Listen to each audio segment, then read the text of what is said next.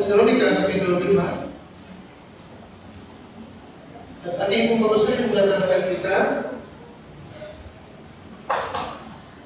hanggang 6. In 1 Thessalonians chapter 5, verse 1 to number 6. Tinatali po, magkaroon tayo ng panitang pagbasa. Verse 1, But at the times and the seasons, brethren, you have no need that I write unto you.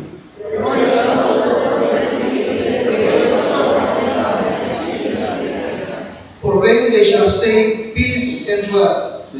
Right, peace and safety, then sudden destruction cometh upon them as travailing upon a woman with child, and they shall not escape.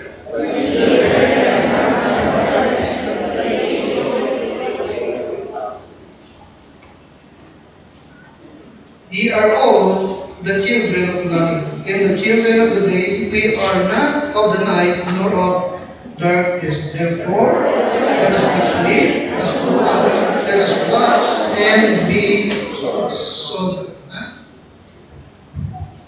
Let us not sleep, but let us watch and be sober. Now, ito pong chapter 5, no? 1 hanggang 28, kung niyo pong mapasin mabuti, ito po'y instruction na binigay ng Panginoon para po sa ating pagharap sa mga huling kapanahonan. Kaya ito binigyan pa ng instruction for the last days. Yung makikita nyo rito, ano ang dapat natin maging buhay, ano ang dapat natin maging pagkilos at gawain sa mga huling kapanahonan. Now, hindi ko nadala, hindi ko napalagay kinuman po, sa Israel, si President Trump po ay talagang kinikilalang hero sa ngayon. At may mga banner silang malaki na nandun yung picture ni President Trump at nakalagay, King Cyrus is alive. Dahil po sa magitan nito si President Trump, ay nagkaroon ng ceasefire ngayon sa Israel. At lahat ng mga nagtirang hostage na Hudyo sa Gaza ay pinakawalan at nakauwi ngayon sa Israel. At itong lahat na ito ay isang palitan sapagkat talagang tinagbaho ito ni President Trump na hindi nagawa ng mga nauna sa kanya. Okay? Katulad itong mga nakaraang araw ay nakipag-meet siya sa mga presidente, pinuno ng Qatar at Saudi Arabia, at maging yung pong kaaway ng Israel na itong si presidente ng Turkey ay nakipagtagpo din sa kanya. Kasi President Trump ngayon ay talagang tinatawag na man of peace. The man of peace. Alright, now, pero sa kabilang lahat na ito, ay mayroong tao sa likod ni President Trump na talagang tumarbaho ng lahat na ito. Ay, di mo lang iba, kundi yung kanyang manugang, si Jared Kushner. Jared Kushner. At tinignan ko yung kanyang buhay ay siya'y Hudyo. Yung manugang nito si Trump. Asawa ni Ivana Alawi. Ivana Trump. Okay? So dahil dito, hindi sinasabing sila. Dahil dito, walang yung mga nag-aaral sa Bible na nakatutok ngayon sa taong yun. Na sapagkat talagang hindi naman kilala Hindi naman kilala. At hindi nakikiharap, hindi nagpaprank. Pero siya yung tao behind sa peace agreement na ito na binagsagang Abraham Peace Accord. Na bakit ito sinasabi? Now, okay, sapagkat in chapter 5, verse number 3, notice, or when they shall say what? Peace and safety. Okay? Buhitin niyo sa peace and safety, at yung may mga Bible, study Bible, tingnan niyo po sa mga, nakalagay, peace and safety were slogans of the Roman Empire. Alright? Peace and safety, ano to? It is slogan ng Roman Empire. Okay? Pag pinag-aralan niyo po ang trabaho, ang power ng Roman Empire, ay talaga makikita niyo po, no? Sa lahat ng bansang nasakop nila, natigil yung mga gera-gera, yung mga tribal war. Di ba alam niyo sir? Pag-aralan niyo po. Alright? Yung mga tribal war ay natigil. Okay, na-control nila. Okay? Kaya anong slogan na? Peace and safety. Pero nakanker nila yung mga lugar.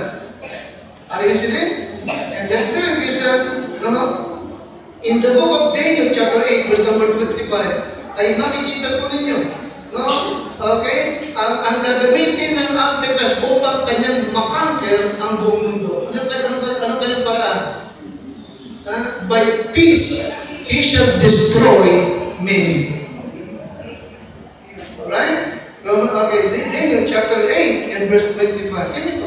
Ang tanong ko tulo. Daniel 8, 25.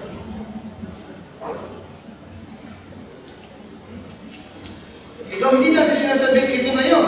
Ito na yun, ha? But, pero ang ating makita is what? The spirit of Antichrist ay gumagawa. Alright? Daniel chapter 8 and verse 25. Ipinakita ng Panginoon yung Antichrist na mag-ahari. Pinakita ng Panginoon dito kay Prophet Daniel. Okay? And notice verse number 9. Daniel 8, 9. Nandiyan kayo? Ready? Okay. Daniel 8.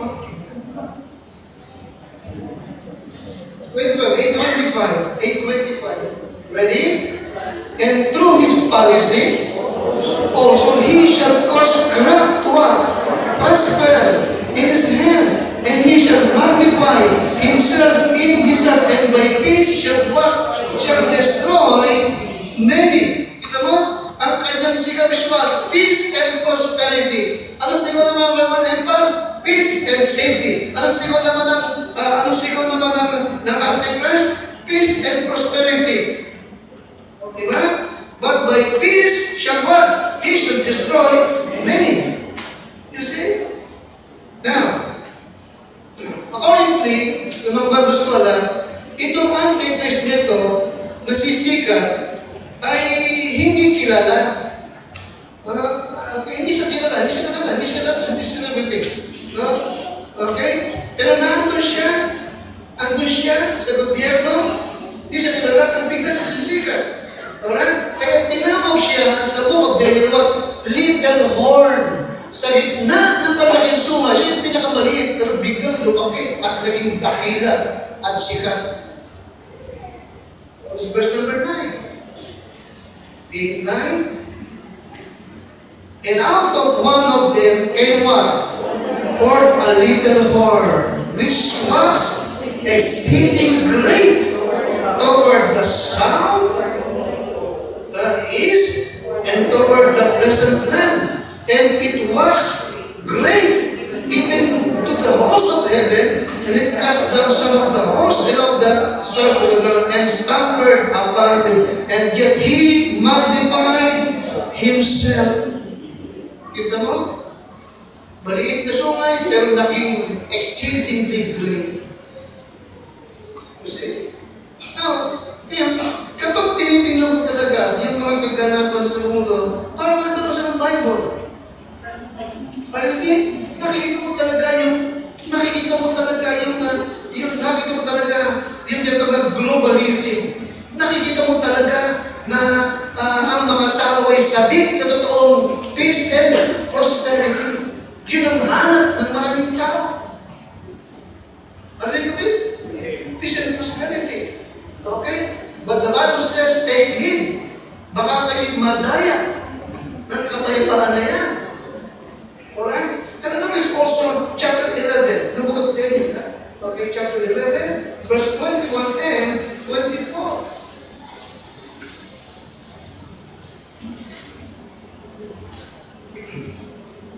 At makikita nyo na talagang ang armas ng Antichrist ay peace, prosperity, safety. Alright? Daniel chapter 11, 21. Nakita ko? And in his state shall stand up a vile person. Sino yung vile person? Sino yung vile person? The Antichrist. Tinawag siyang masamang tao. To whom they shall not give the honor of the kingdom, but he shall come in what? Peaceably, and obtain the kingdoms by what? Flatteries of Pandaraya. Okay? And with the arms of a flood shall they be overflown from before him, and he shall be broken yet also, and the prince of the government. And after the league made with him, he shall work deceitfully, or he shall come up and shall become strong with a small people. This is God, this is everything. He shall enter peaceably even upon the fattest places of the Rabbi, and he shall do that which his father have not done. Yung hindi nagawa ng iba, nagawa niya. Nor his father's father, he shall scatter among them the prey and spoil and riches, and he shall forecast his devices against the strongholds even for a time. Okay, now let me remind you, Christian. Okay? Pagkatapos ng rapture, anong sabi ng Bible? Lalabas yung ilang horse yun? 4 horsemen of Apocalypse, di ba? Pagkatapos ng rapture, anong lalabas? Yung 4 horsemen of Apocalypse, tama? Okay, sino mauna? Anong unang kabayo na lalabas? Peace, white. Di ba white horse? At ang nakasakay ay what? May nakasakay na nakasumpo din. May hawak siyang bow, pero walang araw. Remember na? Amen? Pala, pero walang palaso. Anong sinasagisag ng white? Peace. Diba? Peace, prosperity, and safety. But then what? Sudden destruction. Alright? By peace, he shall destroy. By peace, sasakupin niya ang buong mundo. Alright? Bakit ito sinasabi? Now, ito pong mga nagulupit, nagpapakita po lamang talaga ng huling kapanahunan. At ano ang dapat nating maging asal, ugali, kilos, bilang mga mananampalataya sa gatong klase ng mga kapanahunan. Alright? Kasi kaya, ibigay itong ilang instruction for the last days. Dakilang Diyos, ako po'y patuloy mo lamang ingatan, bigyan ko ng lakas na aking kailangan, ng boses, ng mensahe, ng salita sa aking big upang maibigay ko sa iyong mga tupa, sa iyong mga tinubos, sa iyong mga iniibig, sa iyong ibig makita, sa mga taong ibig mo makita na matatatag, lumalago, at payapa at kagamit-gamit. Hinihiling ko ang ipagdubad kalakad kapangyarihan sa pangalan po ng aming Panginoon Jesus. Amen. Alright. Now, instruction for the last day. Now, anong asal o uri ng pagkatao mayroon tayo dapat sa ganitong mga kapanahunan? Okay? Now, okay. Sabi ng Israel, tuwang-tuwa sila. Kaya talagang hindi natuto sila sa pagpapasalamat, no? Dito kay President Trump sa kanyang nagawang peace na ito. Talagang nagawa niya, no? At yung isang bayan at grupo ng mga tao sa Syria, ang Syria ay number 1 kaaway ng Israel. Remember that? You see? Pero talagang magaling ng Israel. Nagawa nilang maubos lahat yung mga leader doon sa Syria. Iba namin, nagawa nilang pasapudulugin yung kanilang ginagawang nuclear reactor. Even yung Iran, talagang nag-disarmahan nila. Narinig ka ba rin? Amen? Nagawa nila. At ngayon, yung isang grupo ng tribe sa Syria, no? Ibig nila, anong tawag doon? Na makipag-isa sila, yung bang ariin ng Israel na sila'y kabilang sa kanila. O, ibig nila magpaagad na sa Israel. You see? No, ganun pa man ang Israel is what? Talagang sabik sila sa tinatawag ng totoong kapayapaan na matagal na nilang hinahanap. Di ba, Luisa? Sapagat ever since, di ba? Ever since 1,000 years, ang Israel. Saan ba sila pupunta? 1948, naging ganap silang bansa pero hindi sila tinigilan ng mga Muslim country. Anong plano ng Muslim country? Itulak sila sa dagat. Ubusin sila. Amen? Amen? At talagang walang nakatong ngayon ang nangyari ito. Okay? Eh, halos sabay sila. Okay? Sabang talaga inaakala na meron ng peace. Peace. Okay? Now, hindi ko sinasabi na si Trump na, hindi ko sinasabi na talaga yung kanyang malugang si Jared Kushner. Okay? Na talagang whole heart ang suporta ng Amerika ngayon sa Israel. Amen? But then, according to the Bible, na sa gitna ng taon, itong Antichrist na ito is what? Kanyang babawiin yung kanyang agreement sa Israel. Alam ba na? Nalilagit nila pagkasibihan? Babawiin. At sa halip, ang Antichrist ay papanig sa lahat ng kaaway ng Israel. Diba na rin? At talagang itong mga tao ito, makakapasok sila sa Israel upang totally ubusin ng itong mga tao ng Diyos. Alright? Hindi natin mangyari. But again, kapag tinitingnan mo yung kaganapan sa mundo, makikita mo para ka nagbabasa ng Bible. Nakikita mo step by step, ito yung sinasabi ng Bible. So napakaliban na, we are in the last days. Kaya nga again, anong dapat nating maging buhay o asa bilang mga tao ng Diyos? Bilang mga miyembro tonight ng Calvary Bible Baptist Church. Very simple. Number one, make sure you are real. Okay? Uulitin ko. Dahil yung binato dito. Okay? Okay? Sa ganitong mga pagkakataon, make sure that you are one. Alright. Siguraduhin mo, totoo ka. Amen? Siguraduhin mo, ligtas ka nga. Siguraduhin mo, meron ka talagang eternal life. Siguraduhin mo na yung pangalan mo ay talagang naka-record sa book of life. Kaya hindi ako, hindi sila ang magsasabi at walang sino may karapatang tao na sabing ligtas ka. No. Ang trabaho ko namin ay ituro sa iyo kung paano maligtas. At ang Diyos ang magsasabing ligtas ka. Kung talagang ligtas ka.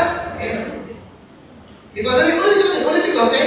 Hindi natin trabaho na sabihin, okay, ligtas ka. No. Hindi natin trabaho yun. At huwag mong gagawin yun. Huwag na huwag.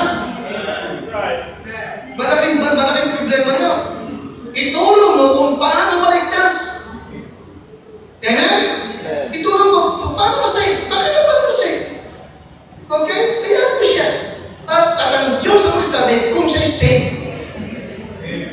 Kalimin? Kapag sabi, ito ng pulapurang ka. Kasi kaya, sa kanilang pagkakataon, make sure you are real. Ikaw ay talagang genuinely safe. In the book of Matthew chapter 7, 21 hanggang 20, ito po yung napakalungkot na pangyayari. At totoo, nakapanginilabot na pangyayari. Ito yung mga tao na nag-akala, diba? Ipinalagay nila ng sarili na sila ligtas, pero hindi naman pala. You see that? Hindi naman pala. At hindi naman pala, hindi ito mga tao na wala ang kaligtasan. Sabagat ito yung mga tao na hindi talaga naligtas. You see? Hindi mga tao na hindi nakilala ng Lord. Hindi mga tao itinabuhay, kundi hindi nakilala talaga. Okay? Hindi ang bawat nagsasabi sa akin, Panginoon ay papasok sa kaharian ng langit. Kundi ang gumaganap ng kalooban ng aking Ama na nasa langit. Ano ba yung kalooban ng Ama? Ang sumasampalataya sa anak, may buhay na wala hanggan. Yun ang kalooban ng Ama. Okay? Verse 22. Marami pakalakas ang magsasabi sa akin sa araw na yon, Panginoon, hindi ba nagsipanghula kami sa iyong pangalan? Nag-preach. Okay? Ginamit pa ang pangalan ng Panginoon. At sa iyong pangalan ay nagpalayas kami ng mga demonyo. At sa iyong pangalan ay gumawa kami ng maraming gawang makapangyarihan. Alright? Verse 23. At At kung magkaganoon, ipapahayag ko sa kanila kailanman. You see that? Kailanman. Okay? Hindi ko kayo nakilala. Magsilayo kayo sa akin, kayong manggagawa, kayong manggagawa. Maliwanag ba? Maliwanag ba? Hindi sila tinawag ng nananampalataya. Di ba namin? Nakita yung keyword. Hindi sila nananampalataya. Kundi ba? Manggagawa. Nag-aakala na sa mga gawa nila, maliligtas sila. Okay? Yung that for by grace are you saved through faith. You see? Through faith. Okay, amen? Through faith. Hindi ito sa iyong sarili. Okay? Hindi kaloob. Hindi sa mga gawa. Kaya wala kang maipagyayaman sa Panginoon. Okay. Kaya tingnan mo sarili mo, bakit ka naligtas? Bakit mo nasabing ligtas ka? Anong basehan mo ng kaligtasan mo? Okay? Hindi rin yung damdamin mo. Okay? Mandalaya ang puso mo. Alright? Ang magsasabi lamang sa iyong saved ka ay ang Bible at ang Holy Spirit kung talagang ito'y tumatahan sa iyo. Bakit kasi? Dahil nabautismohan kita, mapupunta ka ng impyerno, yun ang basihan mo. Bakit kasi? Bakit ba sabi nikas ka? Dahil sa mga magulang mo narito, lumaki ka dito, at lumaki ka sa Baptist Church, ibang lugar, kawa-awa ka kaibigan. Hindi ganun ang kaligtasan. Ito po'y personal na pagtanggap sa ating Panginoon Kristo. Pananampalataya. Alright? Ha? Okay, napakahalaga. Kinalanin mong makasalanan ka. Kinalanin mo sa Kristo na matay na buhay na muli at siya'y tanggapin na may pananampalataya. Hindi sa iyo, kundi sa pananampalataya. Okay? Manampalataya ka sa Panginoon Jesus. Maliligtas ka. Alright? Huwag mo rin panghawakan na pinatanggap ka ng isang pastor. Huwag mo rin panghawakan na pinatanggap ka ng ate mo, ng kuya mo ka. Hindi yung personal na pagtanggap. Alright? Hindi ako magsasalunginin. Gusto mo maligtas, magkatyak ng heaven. Sige, mag-pray ka. Alright? Okay? Kung nakita mo ka, makasal mo, mag-pray ka. Sabi mo, Lord, may kinagtawag. At sabihin mo, bigyan ka ng buhay ng ulangan ka. Sige, mag-pray ka. Kaya mo siya mag-pray. Kahit anong prayer. Kahit pasana-sana. Amen? Mahalaga. Personal na tumangga. Okay? Tsaka ako siya, okay, kung talagang seryoso, kung talagang totoo ka, pipre, kung pwede ka naman sa prayer. Kung talagang siya, tinagtanong ko. Anong nangyari niya? Kung talagang tinagtanong ko, anong nangyari? Anong binigay sa'yo? Yan binigay sa'yo? It makes you are the way. Alam niyo yung parable ng 10 virgins? Alam mo yan? Sinadubong nila yung group.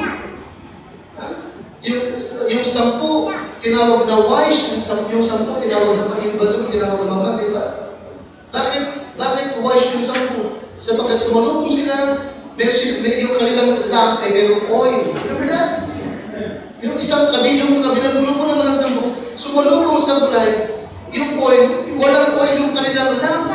Kaya nung dumilim na, okay, walang ilaw. Maliwanag ba? Meron silang lamp, pero walang ilaw. Walang ilaw sapagkat walang oil.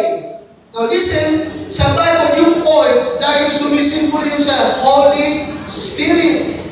Hindi ba pag yung king inaanoint ng oil, hindi ba si David nung i-anoint na oil, ang Espiritu Santo tumahan sa kanya? Maliwanag ba? Kaya ang Espiritu rin, kasama ng ating Espiritu, ang nagpapalagong tayong mga anak ng Diyos. Ang sino mang walang Espiritu ni Kristo, siya hindi sa Kanya. Kasi, so wala kung sila walang oil. Okay, yung 10 naman, so wala kung meron kayo nakapasok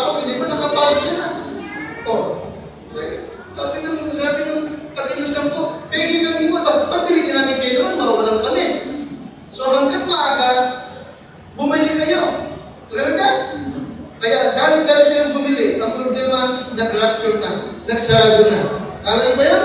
Kumakatok sila. Pasukin niyo kami, pasukin niyo kami. Okay, nahuli na. Sarado na. You see? So make sure you are real. Bago mag-rapture, tiyak mong ligtas ka. Ayaw naman mapahama ka. Pero pag hindi ka, pero kung hindi mo, titiyakin ligtas ka, mapagsasaluhan ka ng pintuan. Make sure you are real. Alright? Secondly, warn your family and friends. Alright? Sa ganitong mga kapanahunan, nakikita po natin, yung takbo ng panahon, nakikita po natin na talagang halos nasa pintuan na ang ating Panginoon. Amen? Talagang isang ihip na lamang ng trumpet. Ang rapture ay marami na. Amen? Amen? Ang Espiritu ng Antichrist ay gumagawa na. Yamang meron na lamang pumipigil. Hanggang yung pumipigil ay alisin. Walang iba kundi yung Holy Spirit na dumataan sa atin. Okay. Kaya nga pangalawang bagay, anong dapat natin maging ganun? Anong instruction for the last day? Number is what? Yes. Bigyan nyo ng babala ang inyong mga miyembro ng pamilya, kamag-anak at kaibigan. Bigyan ng babala. Alright? Kaya huwag kayong magsawa na hikayatin, akayin, turuan. Alright? Warning nga. In Luke chapter 17 and verse number 22. Luke 17 and number 22.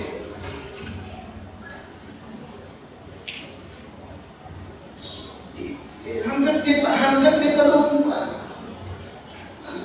Brother Arnie, bago pa yun, nagkasalubong kami minsan dyan. Kumusta ka? Okay na ako yun. Nagkasakit na daw. Okay, nagkasakit sa puso. Ganun ka. Mag-church ka. Yung kasa yun, dumating na kasi daw dito. Nabalik ako may sakit. Nabalik ako, pinuntahan ko. Kasama ko sa Eric. Okay, imagine, matagal dumalo sa atin. Di ba? Okay, siguro, kung di ka, baka nakalimang taon din sa atin. Baka 5 taon din dumalo sa atin sa Eric. Nawala na. Nawala na siya, and then, every time na nakikita ko siya, okay, wala sa Lord, yung tawag ito. Wala sa Lord. Pinagdahan ko, pinagdahan ko. Erwin, ikaw ba tanong ka na Erwin? Ikaw ba talaga tiyak ng Erwin? Ako talaga honest mo. Tumanggap sa Lord. Tumanggap ngayon. Sino tinanggap mo? Si Kristo. O anong binigay sa buhay ko lang na. Ang bakit naman ay kasama ko lang. Langit na mo. Bakit? Tinanggap ko na siya. O, Hazel. At ikaw din. Anong pangalan mo? Ikaw na batang babae. Lagi ka, Jocelyn ba? Hindi po. Jerry po. Tayo mo, si Jerry. Sa akin ako ay Francis. Okay. Erwin, sabihin mo kay Hazel, bakit mo sabihin sa'yo ka na? Tinanggap ko na. Hindi naman nakapagay. Ang telepono nga namin, wala na siya. Dahil napakabuti pa rin ang Kristo. Nakakalong ko. Yung bata ko. Pero makita mo talaga ang Diyos talaga mahabag din. He is not willing. Okay? God is not willing that everyone should perish, but that all should come to repentance. Kaya magbibigay siya ng pagkakataon. Bibigyan ka talaga ng chance para maligtas ka. Alright? Kaya nga, huwag nyo lang aksayin sayangin yung biyaya ng Diyos. Alright? Sapagat hindi lagi siya magbibigay. Sapagat Diyos siya, tao lang tayo. So make sure you are safe. Then what? Warn your family and friends. Amen? Sa darating na pangyayari ito. Okay, na Luke 17:22, ano sabi? Kailan?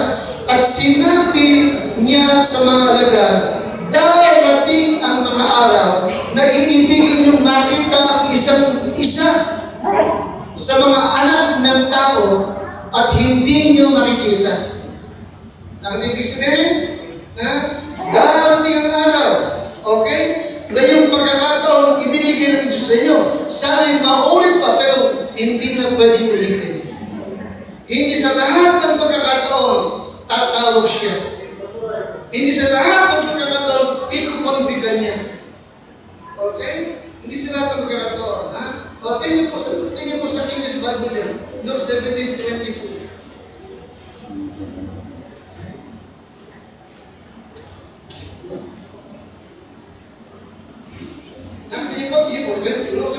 Ready? The days will come when you shall desire to see one of the days of the Son of Man, and you shall not see him. Tignan niyo? Gusto nilang makapasok, pero hindi na siya makakapasok. Gusto nilang makita pa, pero hindi na siya magpapakita pa. Hindi siya laging, yes, gracious ang Diyos, pero hindi siya laging bibigyan. Amen? So, warn your friends. Pag nakapagsara na, pag nakapag-rapture na, pag nakuha ng lahat ang nangyari sa Kanya, wala nang pagkakataon. Yung mga taong sana'y naligtas pa. Okay. So, warn your family and friends. In 2 Thessalonians chapter 2, verse 9 to 11, gusto kong muli po niyo mabasa po ito. Okay? 2 Thessalonians chapter 2, verse 9 to number 11. Alright? Sa mga tao ito, listen, sa mga tao ito, na nagkaroon ng maraming tsansa na makapakinig, maligtas pero tumatanggi, nagtatago. Nakikinig ka sa akin? At nagpapakunwaring okay lamang sila. At ligtas naman daw sila. Pero hindi naman pala. In 2 chapter 2, verse number 9, siya, okay? Pagdating ng Antichrist, pagdating ng Antichrist, pagkatapos ng rapture, the Bible says, siya na ang pagparito ay ayon sa paggawa ni Satanas na may lahat na kapangyarihan at mga tanda at mga kababalaghan at kababalaghan sa kasinungalingan. Nakatid po yan? At may buong daya ng kalikuan sa mga mapapahamak sapagkat hindi nila tinanggap ang katotohanan upang maligtas. Verse 11. Dahil dito, ipinadala sa kanila ng Diyos ang paggawa ng kamalian upang sila magsipaliwala saan? Sa kasinungalingan. God will send them strong delusion that they shall believe a lie. Hallelujah. Amen? Ano yung strong delusion?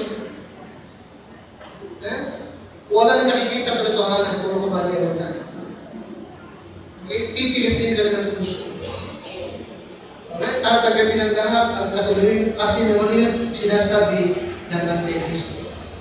Alright, now, again, ulitin ko, I really believe na ang pangunahing bibigyan solusyon ng Antichrist. Kasi ang paglabas niya, after the rapture eh.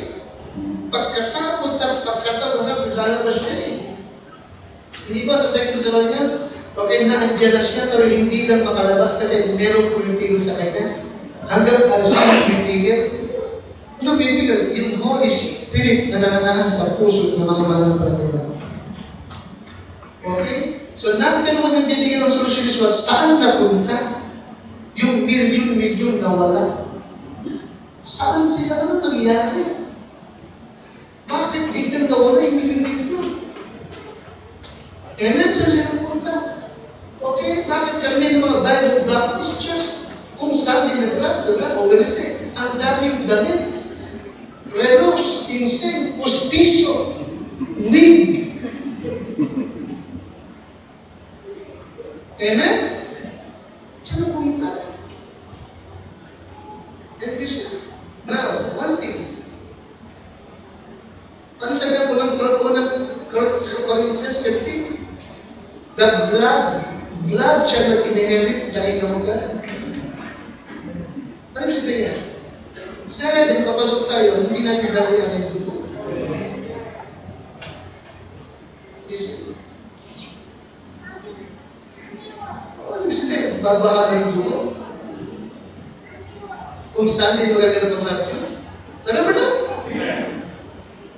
Now, siyempre, yung mga kamag-anak nyo na naaaralan natin, diba? O yung mga nagpanggap na member natin na natutunan ito yung rapture, diba? Isipin nag-rapture, di yung anak ko. Okay? Pero isip tumanggap ng totohanan. Okay? Ang sabi ng Bible, sapagat hindi nila tananggap ang katotohanan, God will send them strong delusion that they should believe a lie. Yan kasi, mapapaniwala sila ng Antichrist. Amen? Amen? Magpapakita natin rin sa kababalaghan, parang totoo. Alright? Now, one thing is what? Na pangunahin gagamitin is what? AI. Kala mo talagang sila. Alam mo rin. Kaya nga yung nakikita nyo ngayon sa technology, siguro Syria, pag talaga yung Antichrist na nagalit, baka higit pa dyan ang magawa niya. Amen? Hindi mo yung kanyang image nagsasalita at may kakayang pumatay ng tao. Ano yung salit? And then, iiral na yung batas na lahat ng tao ay kaya tumanggap sa kanyang ng tatak sa noo at sa kanang kamay.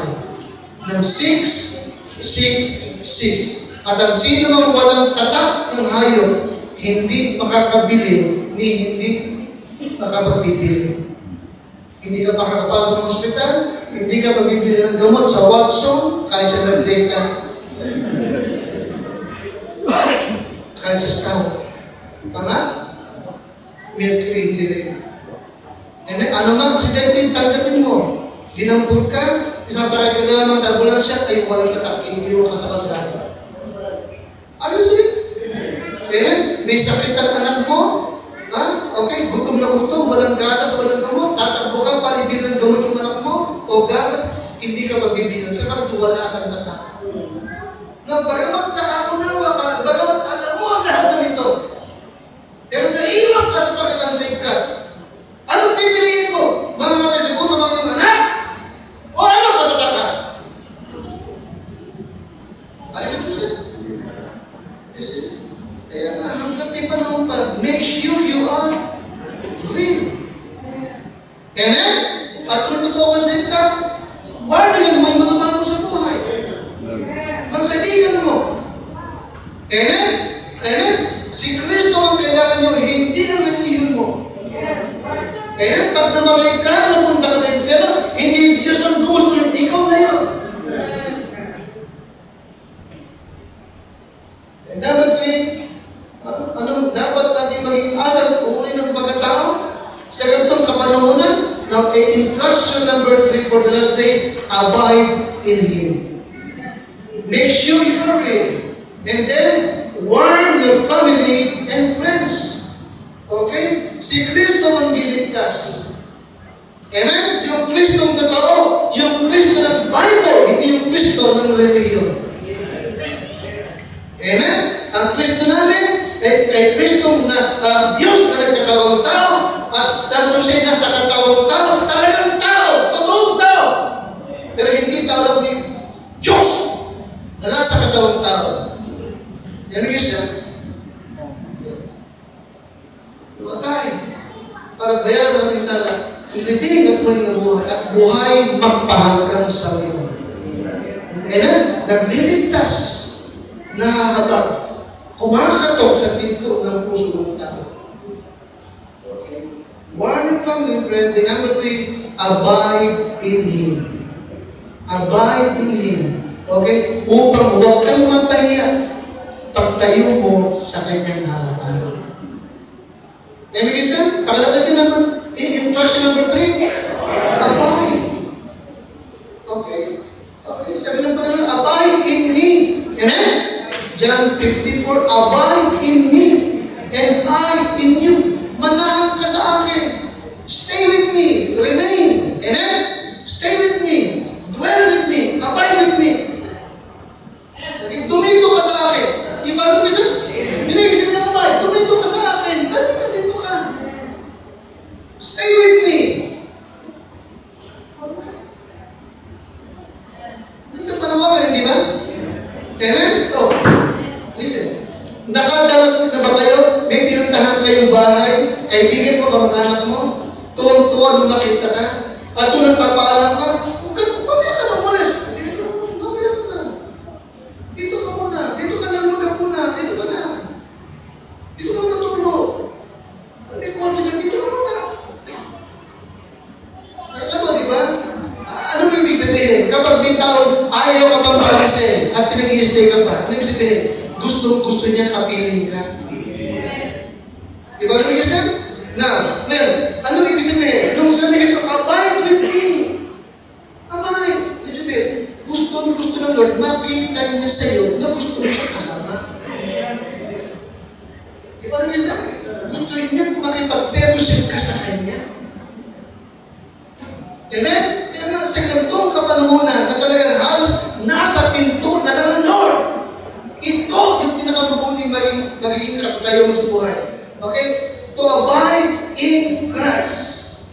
Manatiling ka na sa Kanya. Amen? Abide. Manatiling ka sa Kanya.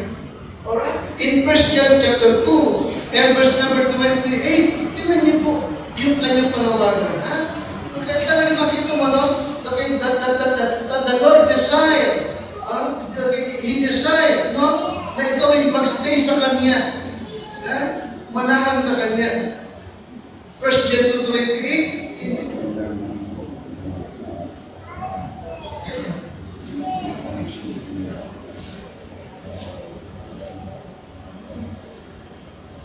First John 2 and 28. Ready? Tayo na. Ready? Basa. And now, little children, abide in Him, that when He shall appear, we may have confidence and not be ashamed before Him at His coming. Baga, di ba? Humunti ko mga anak. Ha? Manahan kayo sa akin. Manahan kayo sa Kanya upang kung siya dumating ay magkaroon kayo ng pagkakatiwala at huwag kayong mapahiya sa harapan niya. Yan yung isa. Na bakit? Ano yung sabihin? Sa bakit maraming Christian na bagaman bigkas pero ayaw mag-abad kay Christ.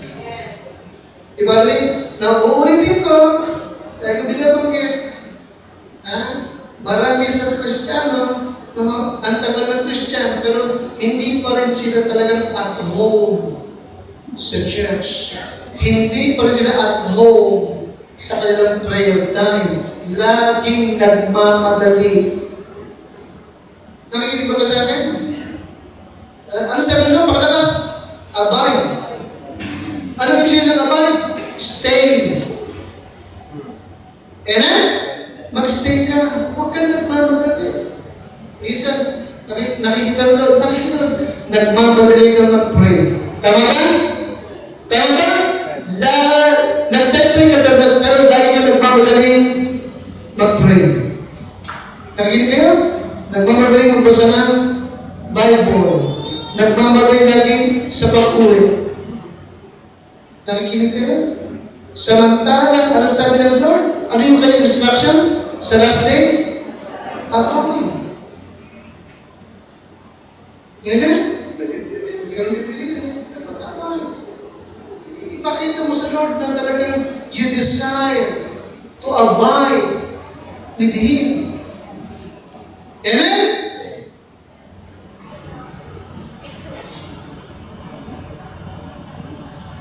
Ano kayo minsan, bumisita ko sa inyo. Nakakarating nyo ba? Pastor. Ano kaya? Ikaw din, pupunta ka sa amin. Pagkakalipat ka na sa... Sabi ko, pwede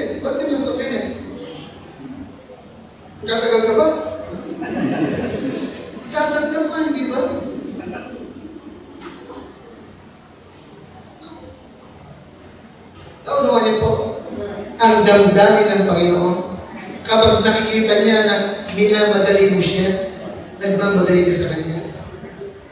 Alright? Ito yung nag-instruction sa uling kapag abay, hindi. Manahan ka, manatili ka sa Kanya. Alright? The word abide, hindi lang ibig sabihin na stay, to remain, kundi be familiar. Ano yung pangalawa? Be at home. Be at home. Okay? Revelation 16 and verse 15. Revelation 15, 16 and 15. Revelation 16 and 15. Alright, nakakuha niyo po yung mga talata natin. 16, 15.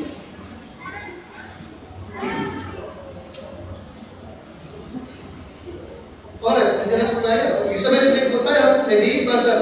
Behold, I come as a thief.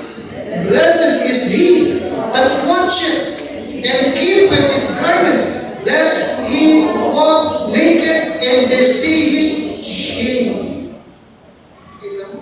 Talagang ini-encourage ka ng Lord, abide with me, para hindi ka mapahiya. And we said, be faithful sa church. Maliwanag ba? And be a consecrated Christian. Yung bang dedicated ka sa lahat ng bagay ng Lord, talagang dedicated ka. Amen? Church attendance, giving, prayers, reading, Bible. Abide. And number 4, serve God faithfully. Do something for God. Okay? Ano yung ika-4? Na instruction for the last days? Do something. Again, umpisahan mo. Umpisahan mo na. Okay? Na ikaw yung isang Kristiyano na mayroon kang ginagawa na para sa Panginoon. Hindi ka lang dumadalo, but be sure that you're doing something for God. Amen? Kahit pa yun. Kahit pa yun. Naglampaso naman ka. Okay, tapos ang minto mo sa ito, sa naman. Ama, ginawa ka na ba? May ginagawa ka na para sa Panginoon. Amen? Amen? Do something for God. Okay. So, sama ka sa mga Bible study. Amen? Mga Bible study, so pwede, sana na.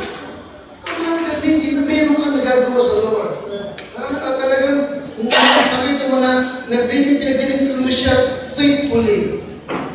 Amen? Ang gift ng Diyos, listen kasi, ulitin ko, ang gift ng Lord ay hindi lamang preaching, teaching, singing, meron din siyang gift ng giving, are you with me? Meron din siyang gift ng counseling, meron din siyang gift ng helping, ano pa, showing mercy. Are you with me? Salamat sa Lord sa mga member na ganyan. Yung mga member na talaga nag-enjoy silang tumutulong, dumadamay, nagka-counsel, nag-encourage. Salamat, ginagamit niyo yung binigay ng gift na Diyos sa inyo. Alright, ang mahalaga na talagang instruction for the last is what?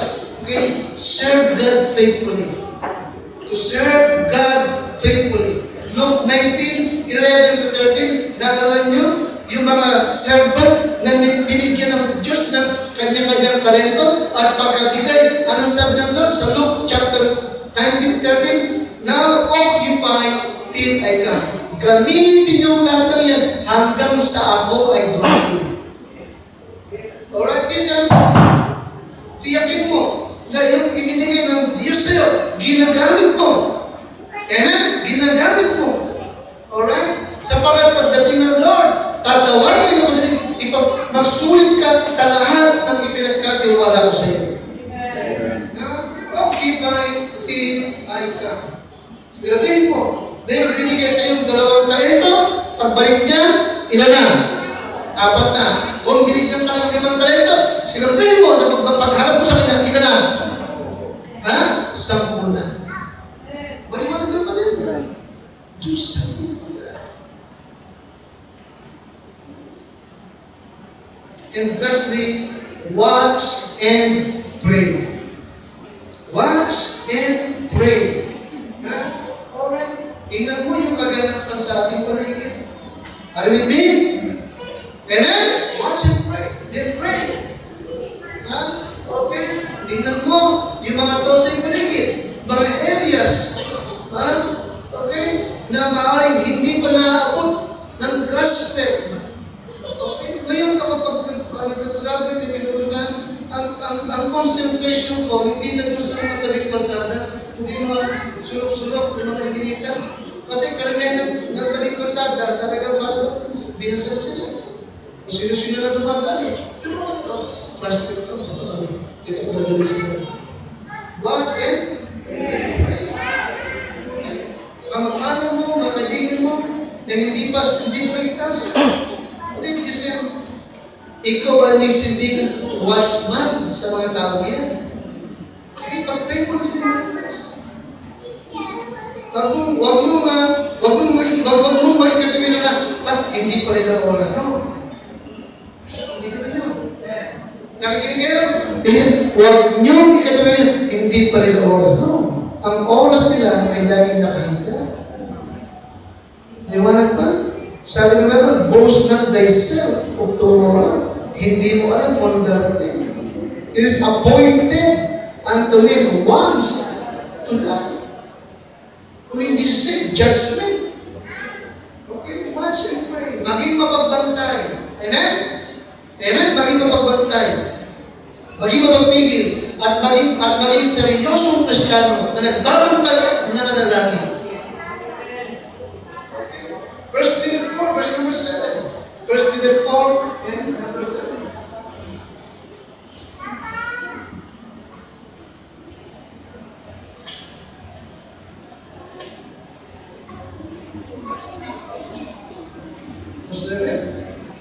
Alright. Nakadinig mo?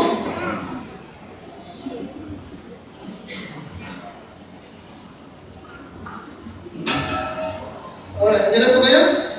Ready? Verse 7, pakalakas, but the end of all things ay malapit na. Be ye therefore what? Sober and watch unto prayer.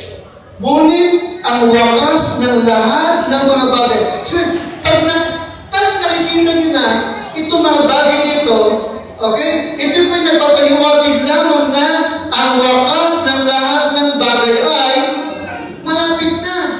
Kaya nga, mula ngayon, magpakahinahon. Ano pa? Magpuyat sa pananalangin.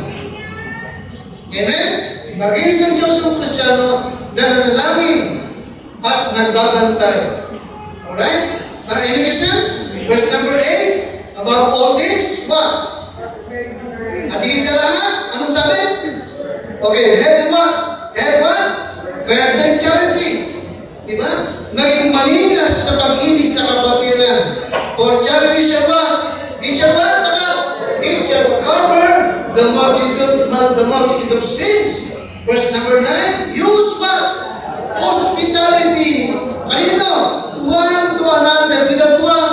Without grudging. Amen? Yung pagtulong sa kapatiran, hindi ka napipilitan lamang. Alright? Okay? Number 10, as every man have received what? The gift. Anong dapat gawin sa gift na binigyan ng Diyos sa iyo? Even so what? Yes, ipaglingkod mo. The same one to another. Bilang isang mabuti at tapat na katiwala ng biyaya ng Panginoon. Alright? Watch and pray. Watch and pray. And verse number 3, chapter 4, verse number 3.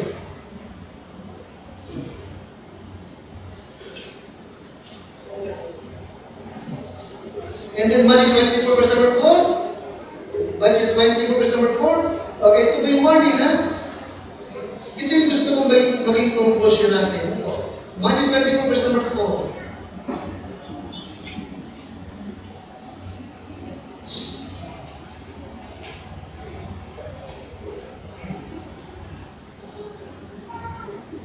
Matapos magturo ang Panginoon patungkol sa last days, nagtanong ang mga alagad sa Kanya. Ha?